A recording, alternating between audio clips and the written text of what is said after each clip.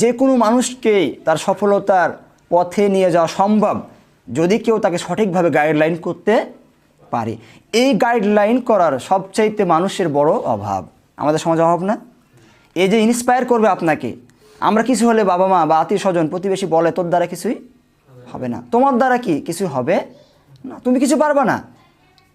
অথচ এই মাইকেল জর্ডানের ইতিহাস থেকে আমরা বুঝতে পারি যে তার মা তাকে একটা ছোট্ট কি বলেছিল, অনুপ্রেরণা তাকে কি বদলে দিয়েছিল। প্রিয় ভাইরা, এরকম হাজারো ইতিহাসের গল্প আমরা জানি যাদের কি তার মায়ের অনুপ্রেরণাতেই তারা কি হয়েছে, সফল হয়েছে। প্রিয় ভাইরা, আমরা আপনাদেরকে সেই সফলতার গল্প শোনাতে চাই, যে সফলতার দিকে, যে সফলতা চূড়ান্তই সফলতা, যে সফলতা পেলে একজন মানুষের আর কি যে সফলতার প্রয়োজন হয় না।